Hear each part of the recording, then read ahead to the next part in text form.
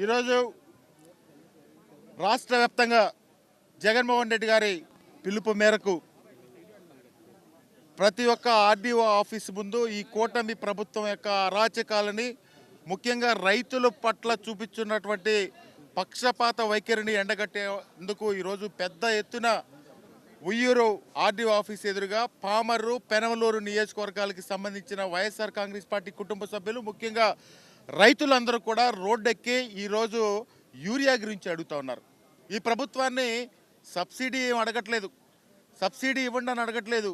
మేము డబ్బులు పెట్టి కొనుక్కుంటాం, యూరియా ఇప్పించమంటే 2 నెలల నుంచి కూడా ఈ ఖరీఫ్ సీజన్ స్టార్ట్ అయిన దగ్గర నుంచి యూరియా కూడా ఇవ్వలేని పరిస్థితిలో ఈ కూటమి ప్రభుత్వం ఉందంటే వీళ్ళ పరిపాలనా విధానం ఏ విధంగా ఉందో ఒక్కసారి మనందరం కూడా ఆలోచన చేయాల్సిన అవసరం ఉంది. ఎందుకంటే ప్రతి సంవత్సరం కూడా జగన్మోహన్ రెడ్డి గారు, ధైర్యంగా చెప్తా ఉన్నాం, జగన్మోహన్ రెడ్డి గారి నాయకత్వంలో 5 సంవత్సరాల ప్రభుత్వంలో ఎక్కడా కూడా యూరియా కావాలి అని అడిగిన రైతు లేరంటే వాళ్ళకి యూరియా సఫిషియెంట్గా, అంటే ఆ సీజన్ అవసరాలకి జగన్మోహన్ రెడ్డి గారు ముందుగానే ఆలోచన చేసి రైతులందరికీ కూడా యూరియా ఇచ్చిన ఘనత జగన్మోహన్ రెడ్డి గారు అని చెప్పి కూడా మనం చేస్తూ ఉన్నాం. ఆ రోజు రాజశేఖర రెడ్డి గారు వ్యవసాయాన్ని ప్రోత్సహిస్తే ఇంకా 10 అడుగులు వేసి జగన్మోహన్ రెడ్డి గారు వ్యవసాయ పక్షపాతిగా వ్యవహరించిన విషయాన్ని ఈ సందర్భంగా గుర్తు చేస్తూ ఉన్నాం.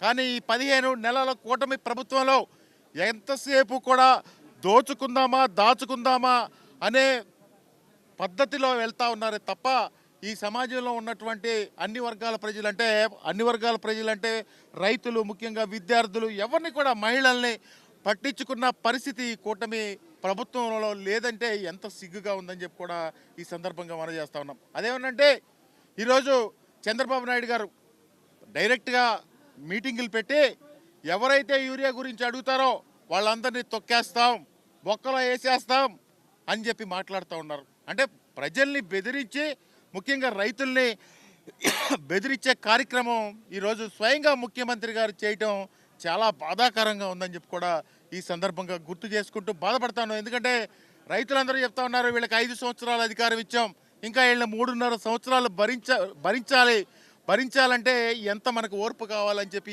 రైతులందరూ కూడా మాట్లాడుకుంటూ ఉన్నారు.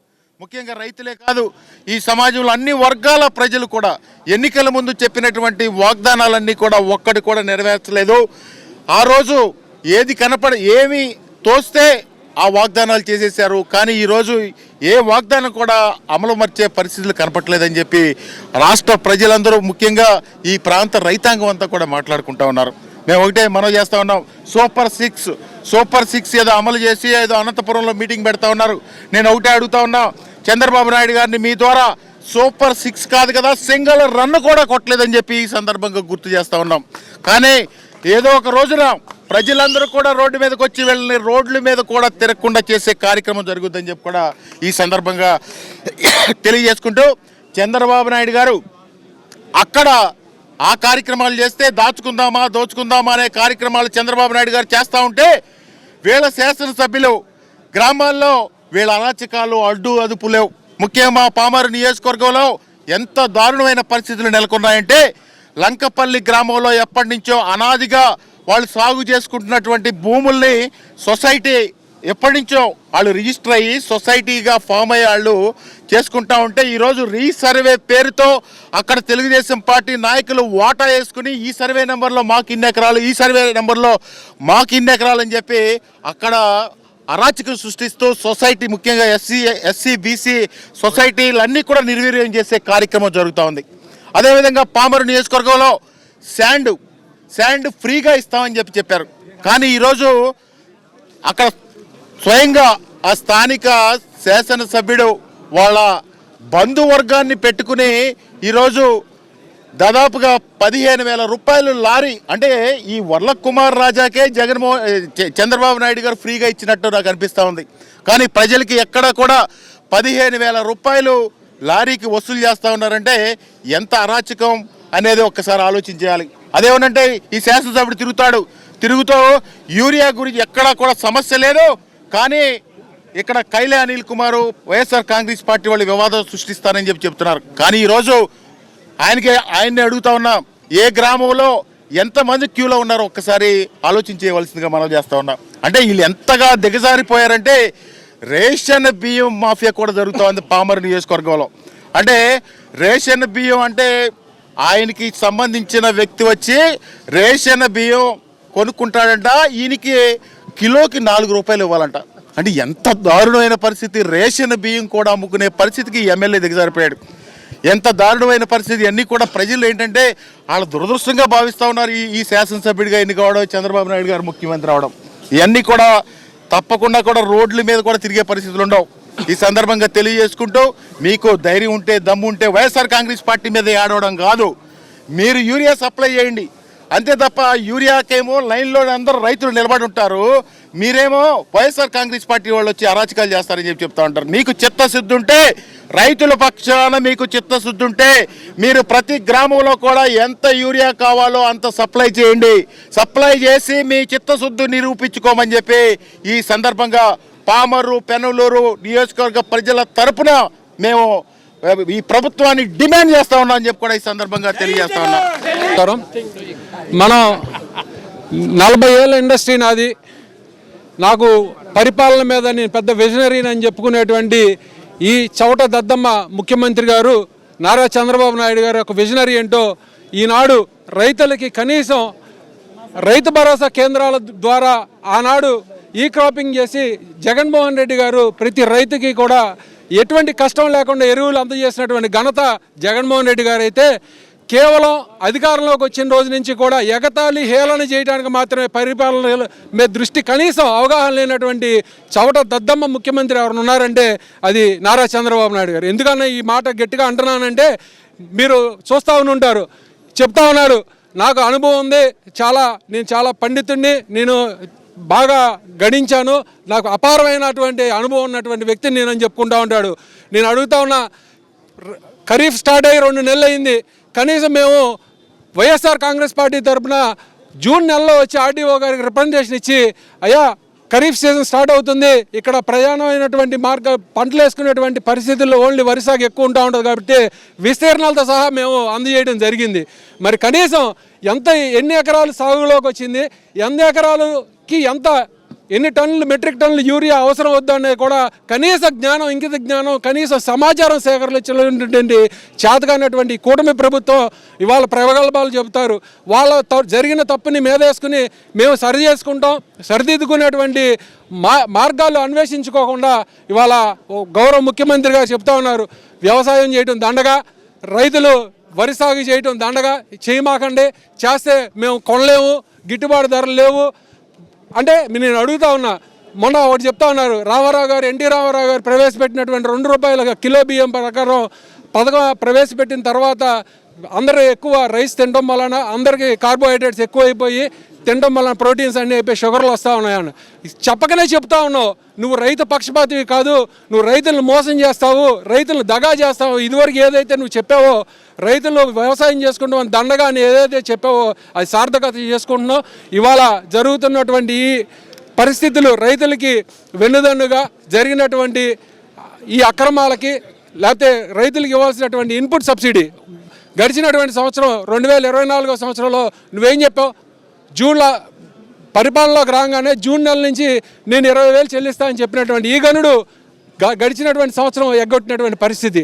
మరి ఈనాడు ఈ 25వ సంవత్సరంలో, ఈ ఆర్థిక సంవత్సరంలో 5,000 వేసి కేంద్ర ప్రభుత్వ సహాయం 2,000 వేస్తే నేను మొత్తం ఇచ్చేశాను, ఈ 7,000తోనే రైతులందరూ కూడా బతకాలి చేయండి అనేటువంటి పరిస్థితిలో నువ్వు చెప్తున్నావంటే ఇంతకన్నా సిగ్గుమాలినతనం, ఇంతమల్ల నీతిమాలినతనం ఏ ఒక్క పరిపాలకుడికి ఉండదు. అది కేవలం అది నీకొక్కడికి మాత్రమే పేటెంట్ రైట్గా చెల్లుతుందని తెలియజేసుకుంటూ, అలాగే ఇక్కడ ఉన్నటువంటి అనేకమైనటువంటి సమస్యల మీద ఆర్డీఓ గారికి ఇక్కడ జరిగినటువంటి కుట్టి మిషన్ స్కామ్ కానివ్వండి, అలాగే ఇసుక ప్రధానమైనటువంటిది, ఇక్కడ ఉన్నటువంటి గవర్నమెంట్ ఏమని నిర్దేశించింది, టన్నుకి ఎంత వసూలు చేసుకోమని ఆర్డర్లు ఇచ్చింది, ఇప్పుడున్నటువంటి రీచ్ల్లో క్వారీల్లో మైనింగ్ చేసేవాళ్ళు ఎంతంత వసూలు చేస్తూ ఉన్నారు.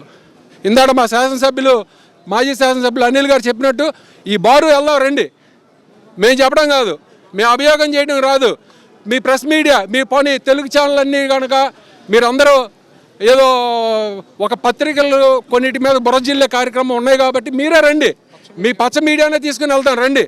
మీరు జీవో ఎంతకి ఇచ్చారు, టన్నుకి ఎంత వసూలు చేసుకోమని అధికారంగా కలెక్టర్ ఇచ్చాడు, ఇప్పుడు మీరు ఎంత వసూలు చేస్తున్నారు? లేదు మీరు చాలా శుద్ధపూసలు నీతివంతులు, రండి దమ్ముంటే అక్కడ బోర్డులు పెడదాం, పట్టికలు పెడదాం, ఇన్ని టన్నులకి ఇంత మాత్రమే వసూలు చేయాలి అని చెప్పేటువంటి బోర్డులు పెడదాం, రండి. మీకు పెట్టించే దమ్ము ధైర్యం ఉందా? నేరుగా ముఖ్యమంత్రి గారిని అడుగుతున్నాం, లోకేష్ గారిని అడుగుతున్నాం, ఇక్కడ ఉన్నటువంటి శాసనసభ్యులను అడుగుతున్నాం, మీకు దమ్ము ధైర్యం ఉందా? మీరు నిజాయితీ పరులు అయితే రండి, బోర్డులు పెట్టండి.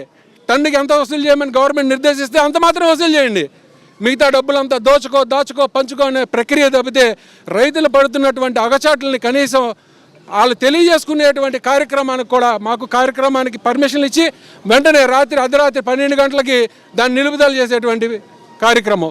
అంటే మీరు వాళ్ళ యొక్క నిరసన, వాళ్ళ యొక్క గొంతుని కూడా కనీసం తెలియజేసేటువంటి విధానాల్లో కనుక వాళ్ళు అవలంబించి వాళ్ళ కార్యక్రమాలు చేపడుతుంటే కూడా దాన్ని కూడా అణగదొక్కేటువంటి కార్యక్రమం చేపట్టినట్టు నీ కూట ప్రభుత్వం. ఇవాళ మీరు ఎంతోమందిని అణగదొక్కారు, చూడండి ఎంతమంది వచ్చారో.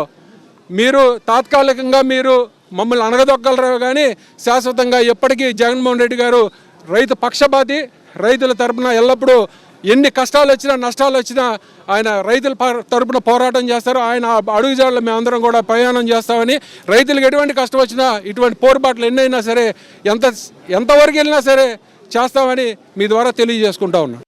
ఏపీలో రైతులు యూరియా కోసం పడుతున్న కష్టాలకు ఏవైతే రైతులకు మద్దతుగా వైఎస్ఆర్సీపీ ఈరోజు అన్నదాత పోరు కార్యక్రమాన్ని చేపట్టింది. అయితే ఈ కార్యక్రమం చేపట్టిన నాటి నుంచి ప్రభుత్వంలో ఒక కలవరం అయితే మొదలుపెట్టింది. ఈ కలవరం కారణంగా వైఎస్ఆర్సీపీ చేపట్టిన ఈ కార్యక్రమాన్ని అడ్డుకోవడానికి అనేక రకాల ప్రయత్నాలు చేసింది. అయితే మనతో పాటు మాట్లాడేందుకు ప్రస్తుతం మాజీ ఎమ్మెల్యే కైలే అనిల్ కుమార్ ఉన్నారు, ఆయనతో మాట్లాడే ప్రయత్నం చేద్దాం. సార్, ఈరోజు ఏదైతే మీరు ఈ అన్నదాతకు అండగా ఈ కార్యక్రమాన్ని మీరు పిలుపునిచ్చారో అప్పటి నుంచి పోలీసు ఆంక్షలు పెట్టారు, రకరకాల అడ్డంకులు సృష్టించారు, అవన్నీ దాటుకుని మీరు వినతిపత్రం ఇచ్చిన పరిస్థితి. ఎట్లా ఈ ప్రభుత్వ తీరుని ఎలా చూస్తారు మీరు? అంటే మొన్న ఈ ఉయ్యూరులో కార్యక్రమం చేయడానికి మేము అప్లై చేస్తే పర్మిషన్ ఇచ్చారు. మళ్ళీ రాత్రి మా ఇన్ఛార్జి చక్రవర్తి గారికి ఒక నోటీస్ ఇచ్చి 20 మంది కంటే ఎక్కువ వెళ్ళడానికి వీలు లేదని చెప్పి ఆంక్షలు పెట్టారు. అంటే ప్రభుత్వం రైతుల్ని కూడా ఆంక్షలు పెట్టి అణిచివేద్దామనే ఒక ఆలోచన అది చాలా దురదృష్టం అని చెప్పి ఈ సందర్భంగా తెలియజేస్తా ఉన్నాం. ఎందుకంటే సాక్షాత్తు ముఖ్యమంత్రి గారు ఎక్కడ మేము 2 నెలల నుంచి యూరియా అందట్లేదని చెప్పి మేము గళమిప్పి ప్రజల పక్షాన రైతుల పక్షాన పోరాటం చేస్తూ ఉంటే కనీసం ఈ 2 నెలల్లో కూడా సరి చేసుకోలేని ఈ ప్రభుత్వం యూరియా ఉంది అని చెప్పి బుకాయిస్తూ వైఎస్ఆర్ కాంగ్రెస్ పార్టీ వాళ్ళే ధర్నాలు చేస్తూ ఉన్నారు, చేస్తూ ఉన్నారు, కావాలని చేస్తూ ఉన్నారని చెప్పే కళ్ళు కనపడని ముఖ్యమంత్రి గారు ఉండడం అనేది చాలా దారుణమైన పరిస్థితి అని చెప్పి కూడా అందరూ కూడా భావిస్తూ ఉన్నారు. ముఖ్యంగా ఈ యూరియా అరాకొరాగా యూరియా రావడం, అది ఎవరికో పెద్దవాళ్ళకే ఇవ్వడం, కనీసం కౌలు రైతులకు పట్టించుకునే పరిస్థితులు లేవు. కౌలు రైతులు పొద్దున్నుంచి సాయంత్రం వరకే అక్కడ నిలబడితే కనీసం అరకట్ట యూరియా కూడా ఇచ్చే పరిస్థితి లేదంటే ఈ ప్రభుత్వం ఏ విధంగా పరిపాలిస్తూ ఉంది రైతుల గురించి. ఎందుకంటే ఎప్పుడు కూడా రైతులు ఒక వెన్నుముక్క, రైతు కష్టపడి ఆరుగాలం పండించిన పంటని తీసుకొచ్చి పండించే అమ్మే కార్యక్రమంలో కూడా వాళ్ళు పోయినసారి కూడా గిట్టుబాటు ధర ఇవ్వలేదు. రైతుల పట్ల వీళ్ళు పక్షపాత వైఖరి వహిస్తూ ఉన్నారు. జగన్మోహన్ రెడ్డి గారు ముఖ్యమంత్రిగా ఉన్న 5 సంవత్సరాలు కూడా రైతు భరోసా కేంద్రాలు ఏర్పాటు చేసి ప్రతి ఒక్కరికి కూడా ఎక్కడ యూరియా అనేది కొరత లేకుండా, అదేవిధంగా విత్తనాలు నాణ్యమైన విత్తనాలు అందజేస్తూ రైతుకు ఎప్పుడు వెన్నుదన్నుగా ఉన్నటువంటి ప్రభుత్వం జగన్మోహన్ రెడ్డి గారి ప్రభుత్వం అయితే రైతుని పట్టించుకొని ప్రభుత్వం ఈ చంద్రబాబు నాయుడు గారి ప్రభుత్వం అని చెప్పి కూడా ఈ సందర్భంగా తెలియజేస్తా ఉన్నా. ఎందుకంటే ఆయనే స్వయంగా చెప్తాడు అసలు వరి పండించుకోకూడదు. ఎన్టీ రామారావు గారంట బియ్యం ఇస్తే షుగర్లు బీపీలు వచ్చినాయంట. ఈయనొక్కడ క్లాస్గా భోజనం చేస్తాడు, కానీ మిగతా వాళ్ళు భోజనం కూడా చేయకూడదా అనేది ఆయన ఉద్దేశం. ఆయన ఎప్పుడు కూడా ఆ రోజు విద్యుత్ ఛార్జీలు పెంచితే ఆ బషీర్బాగ్లో కాల్పులు జరిపి ఎంతోమంది చనిపోయేటట్టు చేశాడు. అటువంటి ముఖ్యమంత్రి గారి రాష్ట్రానికి ఉండడం చాలా దురదృష్టం అని చెప్పి ప్రజలందరూ కూడా భావిస్తూ ఉన్నారని తెలియజేస్తా ఉన్నాం. మీరు చెప్పండి, ఓవైపు యూరియా అందక రైతులు అనేక ఇబ్బందులు పడుతున్నారు. గతంలో ఆర్బీకేల ద్వారా చక్కగా అందేది, కానీ ఇప్పుడు సహకార సంఘాల ద్వారా ఇస్తా ఉంటున్నారు, అది అందుబాటులో ఉండట్లా. అదే సమయంలో రైతులు యూరియా కోసం బారులు తీరిన సమయంలో వారిని కించపరిచేలా బఫే భోజనాలకు వెళ్తే భోజనం తొందరగా దొరుకుతుందంటూ కూడా మంత్రులే మాట్లాడుతున్నారు తీరు. దీన్ని ఎలా చూస్తారు మీరు? ఇప్పుడు అసలు ఈ పరిపాలనలో నాకు ఎంతో అనుభవం ఉందని చెప్పుకునేటువంటి ఈ ముఖ్యమంత్రి ఈ రైతు భరోసా కేంద్రాలు ఎందుకు ఏర్పాటు చేశారు? అసలు కనీసం దాని మీద దృష్టి జ్ఞానం పెట్టి కూడా ఆలోచించినటువంటి నయనం. ఎందుకనంటే రైతు భరోసా కేంద్రం యొక్క ముఖ్య ఉద్దేశం ఏంటి? గ్రామంలో ఎంత విస్తీర్ణం నమోదైంది, ఈ క్రాపింగ్ ద్వారా ఏ పంటలు వేస్తున్నారు, ఎంత అవసరం ఉంటుంది, రైతులకి ఏ మేరకు వాళ్ళకి ఎరువులు కావాలి, లేకపోతే ఏ టైంకి వాళ్ళకి పంటలకి అదుల్లో ఉన్నప్పుడు యూరియా ఎంత కావాలి, డిఏపి ఎంత కావాలి, లేకపోతే పొటాష్ ఎంత కావాలని తెలియపరిచి వాళ్ళు తెలుసుకుని వాళ్ళ ద్వారా సేకరించినటువంటి డేటా ద్వారా తెప్పించి రైతులకు అందుబాటులో పెట్టినటువంటి పరిస్థితి గడిచినటువంటి 5 సంవత్సరాలకు జగన్మోహన్ రెడ్డి గారి పాలన చూసాం. కేవలం కక్షపూరితమైనటువంటి ఆలోచన.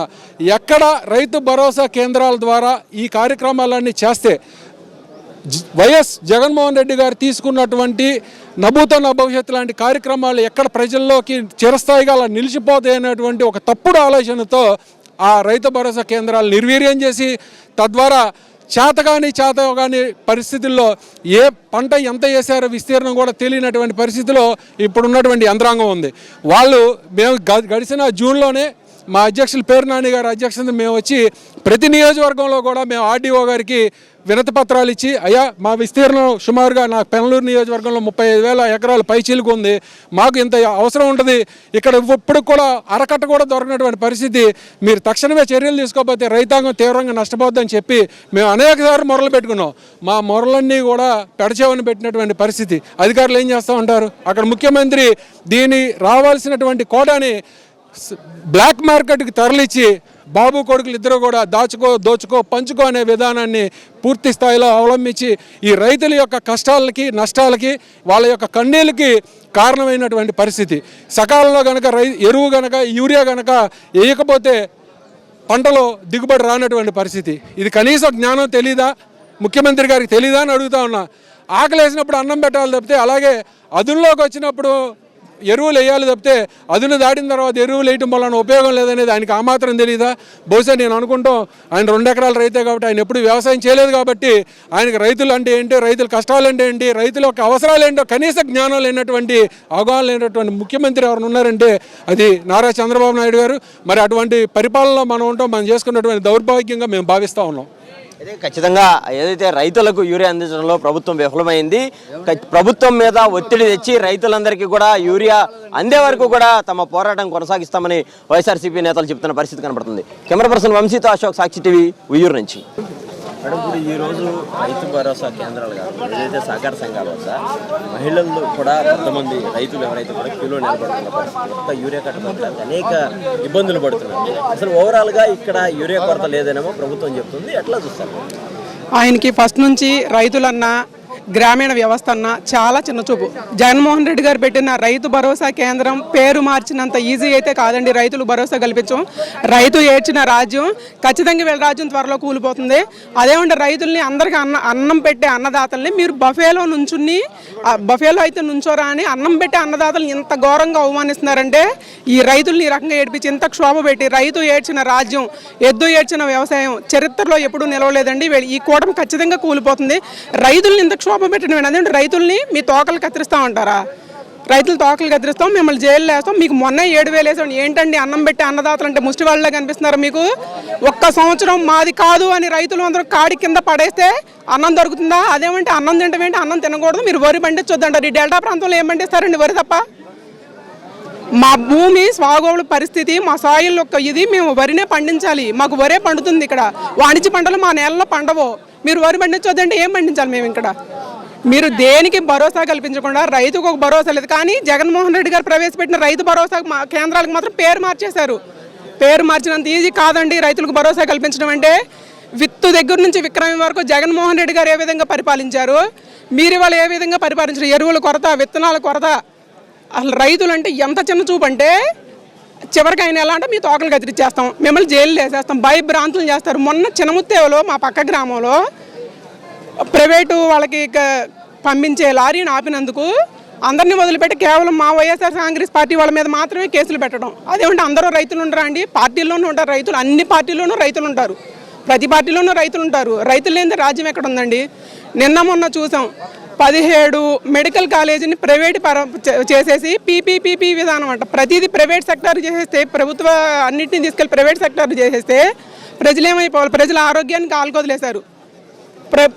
ఈ 20 సంవత్సరాల నుంచి దరిదాపు రాజశేఖర రెడ్డి గారు ప్రజల ఆరోగ్యానికి ఒక భరోసా కల్పిస్తే అది వాళ్ళ బీమా సంస్థలకు మీరు తాకట్టు పెట్టేశారు.